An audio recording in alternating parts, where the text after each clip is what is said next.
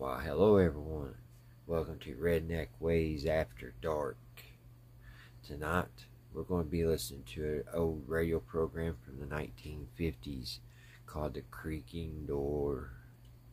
But before we get started on that, I have a couple ghost stories. This first one started in Dayton, Ohio. It just started like a normal day for a father named Jeff and a son named Miles. They were heading down to the store and they passed this little cemetery. Jeff, he looked over and all he saw was tombstones and flowers. But his son Miles looked at his father and said, "Dad, who are all those people over there? They're all just looking down at the grass." And Jeff got a cold chill up his spine because he didn't see anything. And later that evening, when they were just sitting and watching TV, his son Miles looked over at him and said, "Dad, you know those wasn't alive people, right?" And his dad just could not believe it. And I believe his son was only like 5 years old. So I don't think he was up to no good on this, guys. Our second story comes out of North Carolina. There was two fellers headed to the military base, and they was traveling on an old road, and they was running low on gas, and neither one of them had any money on them, and they stopped off. Then they had to get off the interstate, and they went on the back roads, and they ran into a truck stop. There was one truck there, and they walked in, and there was a cook, a waitress, and a driver sitting at the table. Well, the two fellers sat there and drank some coffee and talked and hung out for about an hour or so. And the truck driver that was sitting with them loaned them $20, and they filled their truck up at that pump. And they headed into the next town. Well, when they got their gas money out of the ATM, they turned around and went back to pay off their debt. And what did they see? They seen a boarded up building. There was a police officer actually sitting there at the time. The two fellers asked the cop, like, "What happened? We was just here." And that cop looked at him and said, "You must seen the Lonesome Three." And he said that building shut down 25 years earlier. Crazy stories, guys. There's really some weird stuff goes on out there. Alright, we're going to listen to this old radio program. It's called Creaking Door. It's from the 1950s. Alrighty, guys. Won't you all join me to this ghosting tale from the Creaking Door titled His Parents' Ghost. This is from 1952.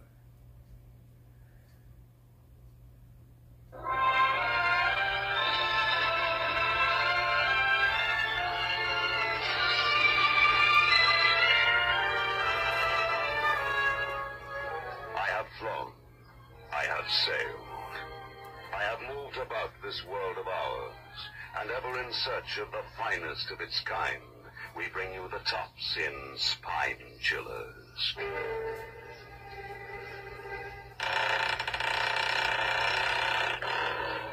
The Creaking Door.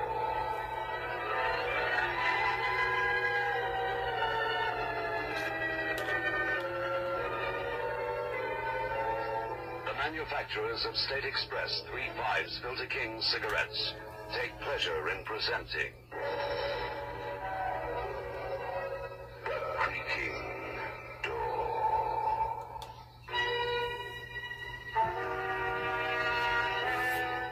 For some time, Dr. Marcus Summers has been gazing down at the twitching, trembling figure of Julian Clinton. gently wiping the beads of sweat from the brow of the young man slumped in the armchair. The doctor turns to the sturdy, thick-set man standing beside him and says, "Oh, the drug has taken effect. It'll be safe to question him now. Julian, you must try and control yourself. You must talk. Release the jumbled thoughts that are making you like this. Speak, Julian. Speak. Speak. How can I speak when a million jangling wires are screaming in my head? I want. Oh, Julian. Look up. Look at me. Your friend, your doctor. Julian, don't you recognize me? Julian. That's better. Now, Julian, you must tell us everything right from the very first day you returned to this house a month ago. I was there, remember? A month ago. Is that all it is since I brought my bride to Ashgrove? Well, darling, now that you've seen all there is to see of Ashgrove, what do you think? Not exactly a country mansion, I'll admit, but it's all ours. Oh, it's heavenly. Just as I pictured it. Oh, Julian, am I really Mrs. Julian Clinton, or am I going to wake up and find that it's all a dream and I'm still Miss Elizabeth Robbins? Now that you've been my bride for 3 whole weeks, you're still not sorry you gave up the stage. Oh, darling Julian, I didn't give up the stage. The stage gave me up. 1 month's work for some dreary rep, then 3 months traipsing from agent to agent.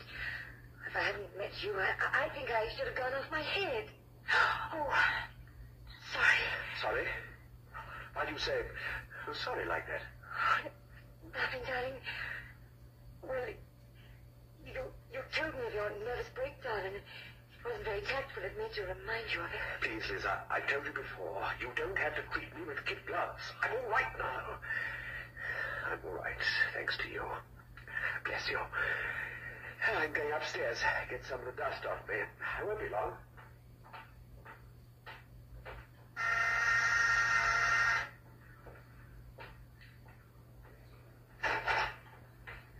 You must be Mrs. Clinton. I'm Marcus Summers. Oh, Dr. Summers, I heard so much about you. You come in. Thank you. Of course, you know the way. Yes, I do know the way. I've been here enough times. How is Julian? Oh, fine.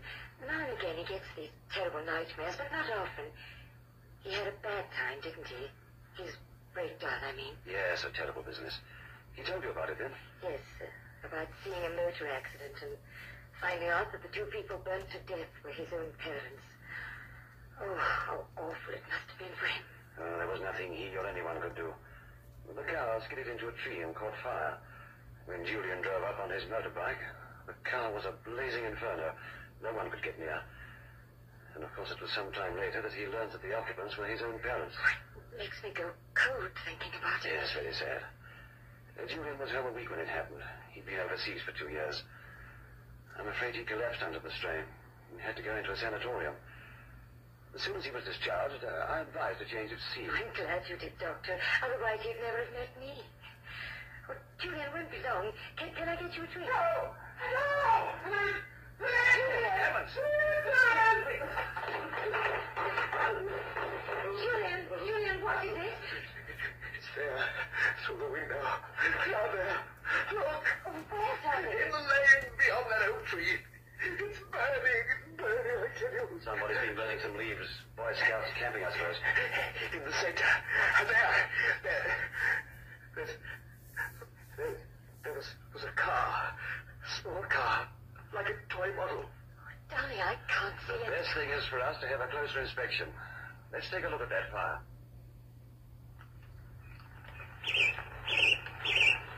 There, darling. Just a few twigs and some leaves. Julian. No car. Julian, how did you come to notice it in the first place? Did you look out of the window and then the bedroom was freezing? I went to shut the window. I heard someone calling my name. Darling, it's just that the long drive has exhausted you. Don't pander to me like that. I swear, Liz, I'm not mad, I tell you. Easily the insane can deceive themselves. I drink a sedative and I put the incident out of my mind. My poor, deranged mind. Oh, what a splendid fire. But is it cold enough? Well, the nights are getting chillier. Besides, we're going to have dinner by candlelight. The fire will add to the atmosphere.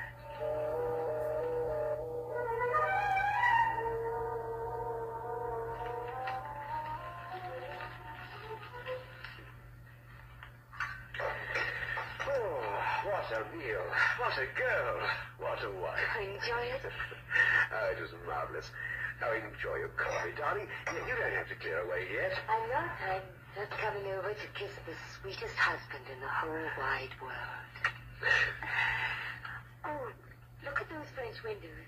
Don't they reflect the room charmingly? Never mind the room. Look at us. A handsome couple, wouldn't you say? Silly. What is it? There's someone there at the window. What the... Oh, it's all right. It's Dr. Summers. Just a minute. All right, come in. Yes, of course. I saw you through the window.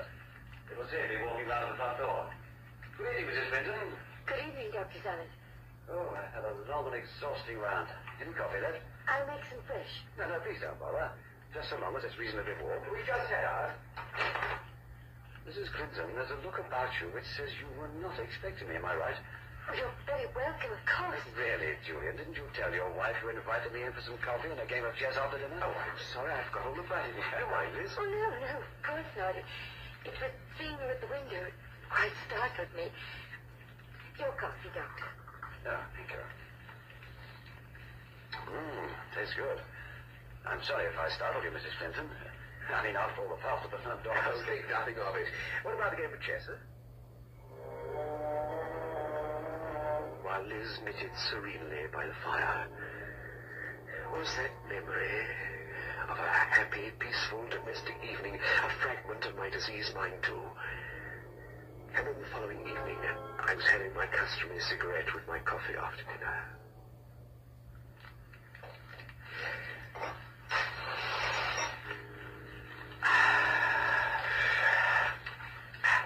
Darling, why don't you leave the washing up for the morning shower, woman? Very good. What? No. Liz! Liz! Oh, Liz! Oh, you've gotten white as a sheet. What's the matter? Have a look at the window. The reflection. Oh, what's the matter with you? Why? Look! I'm smoking a cigarette. My reflection is smoking a pipe.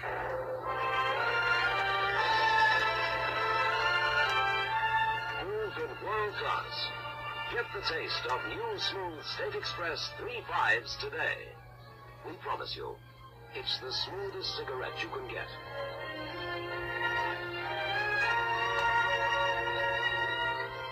It's a blend that has been perfected after years of constant research by our master blenders, and the recent development of an entirely new process which gives you an even smoother 3.5 smoke.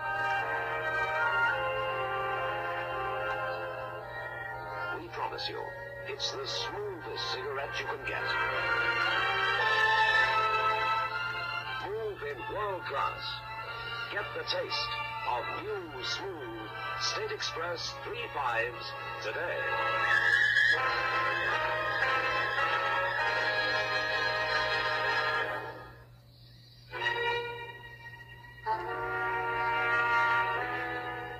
Look, Liz. Look at the window. Look at me. My reflection. Julian, I'm going to send for Dr. Summers. Don't stare at me like that. Look at the window. I tell you, Arnold. Darling, you're not well. Something must have upset you. What have I got in my hand? A cigarette or a pipe? Darling, a cigarette, of course. And in the window. What do you see in the window? Your reflection, mine, the dinner table. What am I holding in my hand? A cigarette, of course. Do you mean to tell me that you can see my reflection? And I'm holding a cigarette? Yes, Julian. But it's not true. It's holding a pipe. I'm holding a cigarette. Julian, listen to me. You must pull yourself together. Your mind is playing you tricks. No, darling, don't keep staring at the window. Stand up. Get out of that chair. Yes. That's better. Now, turn your back to the window. Look at me. Julian, look at me. Yes, darling. I'm here. Elizabeth, your wife. The woman who loves you more than life itself. Look into my eyes. What do you see? Do you see all the protective love I have for you? Yes, Liz. I do. Now, darling, I want you to turn around and face the window. Look at yourself in the window. Go on, darling. Look. I'm finding it difficult. Yes, I know. But we're going to defeat this thing together. Turn around and look. Well? What do you see? I'm holding a cigarette. Thank heaven. You're all right now. Oh, my poor darling.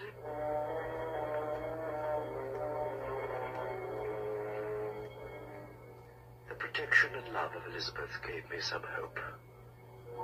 I needed to believe that my sickness would heal, but there was some hope. That's why I came to see you, Doctor. Was it only a few hours ago that I came to you for help? I know that I'm suffering from hallucinations, Doctor, that I'm much worse than when you sent me to that sanatorium, but I need your help. You've got to save me from myself. It isn't as though my mind's unhinged all the time. I'm speaking and acting sanely enough now, or am I beyond all aid? Julian, you must stop thinking in terms of sanity and insanity. When I advised you to go to the sanatorium, that was because of the terrible shock to your nervous system. When you saw your parents in that blazing car without being able to do anything. It sent me stark raving mad. No, it sent you into a state of mental disturbance. Besides, I wanted you out of Ash Grove, away from the things which reminded you of your parents.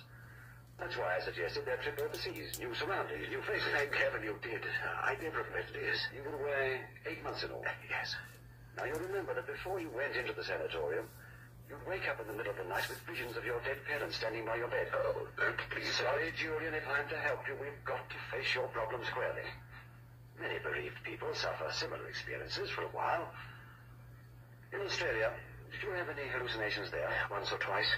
The first week in Melbourne, I'd have those terrible nightmares again. But no hallucinations? Images while awake? No. On arrival at Sydney, you wrote mentioning nightmares on the voyage. I had some terrible dreams, but no images, as you call them. As soon as I met Elizabeth, even the bad dreams stopped. And now, I'm frightened, Doctor. You've got to help me. I'm so terribly frightened for Liz's sake. That burning car I saw from the bedroom window, and then my reflection in the window as I lit a cigarette and saw my reflection smoking a pipe. How can it be? Stop it, stop it! Sorry, I had to slap you. You all right? Yes, all right. Tell me, has there been any other disturbing incident? Something I don't know about? This pipe business happened a week ago. Nothing serious? Yes, the worst thing of all. That's why I'm here.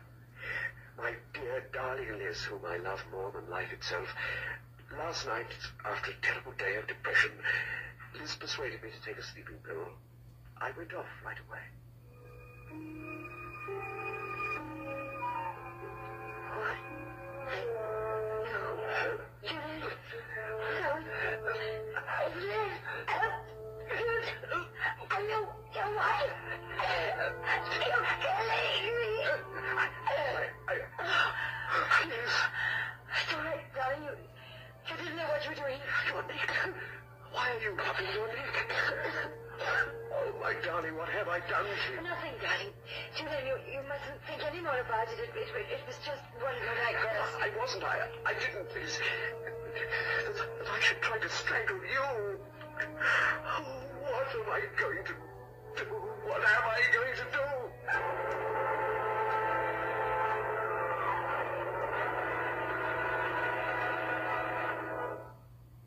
Not a nice thought, that. You tried to strangle your wife? Yes, that's why I rang you for this appointment. Told Liz I'm seeing Jarvis about some repairs, which is true, but later. She's worried enough as it is. I didn't want her to know I was going to consult you. But why? In case you decide to commit me, I'd want to break the news to her gradually. Commit you? Isn't that what you do to psychopathic stranglers? I don't think you come under that category. Now look, I'm going to send you to Trowitz. He's a psychiatrist, the best there is.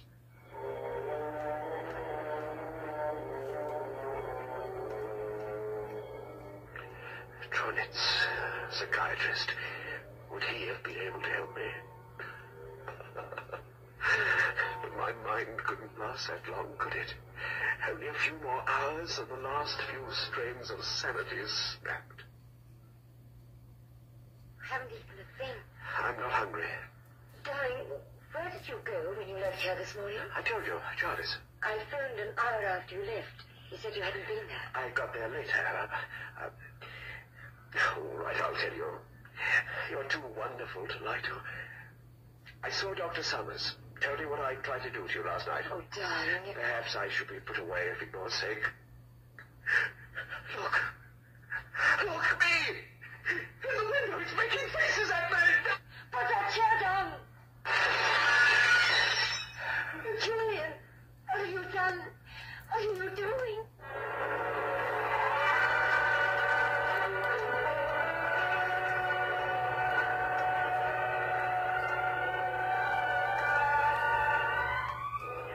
Went black. Where am I now? In a nut house. Dr. Summers. Yes, Elizabeth. How is she? Where is she? She is here, in Ash Grove, and so are you. Julian, you've been subjected to many frightful experiences. Now I'm afraid I'm going to give you the worst shock of all. All right, Inspector. Bring him in. All right, sir. Julian, everything you've experienced since returning from Australia was part of a fiendish plan to drive you out of your mind, and if possible, suicide. Here's your reflection, Julian. What? What? Yes, meet a remote cousin of yours, Paul Fuller. Startling resemblance, eh? Particularly when he wears identical clothing. Let's get this charade over with, shall we? Keep your mouth shut. All right, bring Mrs. Clinton in. Roger. You see, Julian, I was not quite happy with your setup from the very beginning. My setup? An open bedroom window in winter, a fire in the lane. The car? A toy car. Fuller here made sure you'd look out of the window by calling to you. Then he removed the car. No, the pipe and cigarette business was too much. My good friend, the inspector here, got in touch with the Sydney police. Paul, what are they going to do to you? Same as I do to you, sugar. After all, it was your idea. We understand, Mr. Clinton, that you met this woman in Sydney. She's as good a confidence trickster as her boyfriend over there. But why? Why? As soon as she saw the likeness and discovered you'd inherited your father's estate, she persuaded her boyfriend Paul to agree to her marrying you. Once you were in a nut house that had been driven to suicide or were murdered. Murdered? You don't know what you're saying. You're talking about Elizabeth. What is all this? This is the worst nightmare of all. It's no nightmare, Julian. You left a will leaving everything to your wife. All the money and land you inherited from your father, didn't you? Don't listen to them, Julian. They're talking nonsense. I love you. Didn't you and this man, Paul Fuller, serve 12 months for defrauding a so-called fiancé of yours? It isn't true. £10,000 you got and 12 months in jail. You've got nothing on me. All right, so Liz was my girlfriend. So, she suggested I come down here for a holiday. Your girlfriend? Where did you get your clothes made? Did you go to Julian's tailor? This pipe we took out of your pocket, Fuller. Look at that pipe, Julian. Is that the pipe you saw reflected in the window? Yes. Oh, no, I just don't know. Elizabeth, all the time we've been together, all the wonderful things you said to me, even when I held you in my arms, were you planning to destroy me then? You mustn't believe them. I had nothing to do with it. I don't know what game Paul was playing. Well, I like that. Who paid for my air passage over here? Who took his poor boots, suits to be copied? Let me tell you something, Mr. Don't Clinton. listen to him. Why shouldn't he? He's a relative of mine. My mother's maiden name was Clinton. You know that? And would I want to murder a relative of mine? Relative? Take a look at my face, cousin. They say my great-grandfather was sent to Australia on a prison ship. Blood's thicker than water. I'd have had no hand in murder. When we were outside this house, we saw you standing outside those French windows as though you were acting or miming some sort of charade. You were trying to frighten Mr. Clinton out of his wits. All right. I'll admit that. But I'm no murderer. Nevertheless, we heard the crash of glass. We came running up, and you and Mrs. Clinton were standing over the unconscious body. Julian had fainted. You, Mrs. Clinton, had Julian's gun in your hand. You were ready to shoot, ready to fake a suicide. Thank goodness we arrived in time. Ian, true, it's all lies. All right, men. Take them away. Just a minute. Just one other thing. You've been here all the time, ever since we arrived. That's right, cousin. But where? How? Where were you living? In your mind, pal. That's where I've been living. In your mind.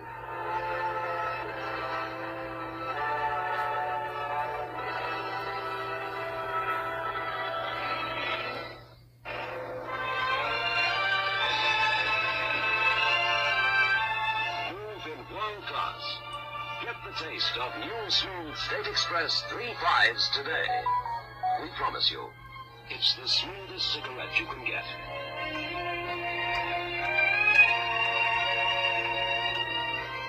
It's a blend that has been perfected after years of constant research by our master blenders, and the recent development of an entirely new process which gives you an even smoother 3.5 smoke. And the recent... So there we go, folks.